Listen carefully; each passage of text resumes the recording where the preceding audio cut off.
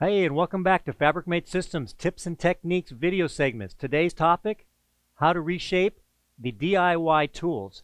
The DIY Rocker and the DIY 4-in-1. If you'll notice on the package over here, has the little word reshapeable. It's on both of them here, and there's a purpose for that. These again are made for the DIYer. Some contractors use them for certain functions. Sometimes on occasion they will dull out. There may be a chip or a little break in them. But don't worry, we've got a solution for that. So we'll go ahead and pick up one of these guys here. You'll see one of these 4-in-1s has a little chip out of it right there. Sometimes the ends of these little DIY rockers may tend to break off a little or dull out. So we're going to show you today how to go ahead and trim those guys up.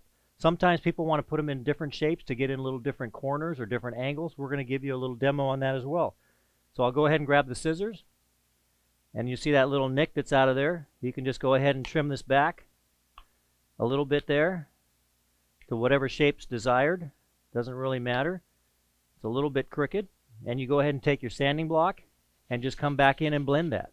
Actually gets a little bit stronger. So you see right there, I'll get a little bit of a shape on it, the shape that you want.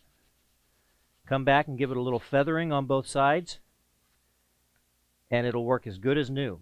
So much more strength in it there. This edge here may need a little cleaning up as well, a little blending, so you just take the sanding block and go ahead and clean it up. Again, sometimes we found people in the field want to have a little different angle on it, so they'll take the scissors. I'll go ahead and show you there.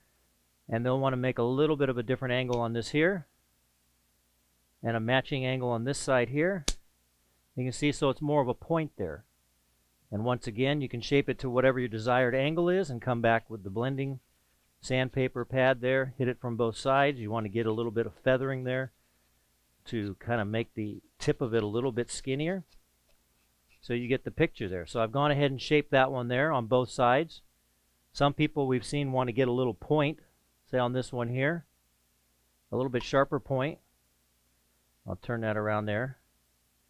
And they want to get more of a diamond look on it. Okay, so again, you can use a little sandpaper, something around the house there. Go ahead and sand it down, get a little different shape. You don't want it too pointed. And we like to feather down the edges of it there on both sides, both front and back. And you can see there, some people like this angle right here to get inside the inside corners where two panels meet in a corner. And you can get a lot of different angles in there, come in depending on what your application is. So that is the shaping and blending of the 4-in-1. Real similar on the DIY rocker tool. This again occasionally may tend to chip off, maybe wear down, need a little trimming. All you have to do is take the scissors here, if you watch. We'll go ahead and cut about 1/8 of an inch off. Some people want to shape the end a little bit differently.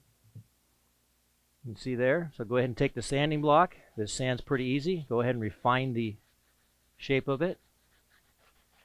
And come back and blend it. You want to give it more of a knife edge. So you want to sand this side, sand the bottom side, take any sharp points off, and we've sanded that down and blended it so you can get much more tucking action out of this tool, a lot more life out of them. So again, this was how to blend, how to sand, reshape the reusable tools, DIY Rocker and the 4-in-1.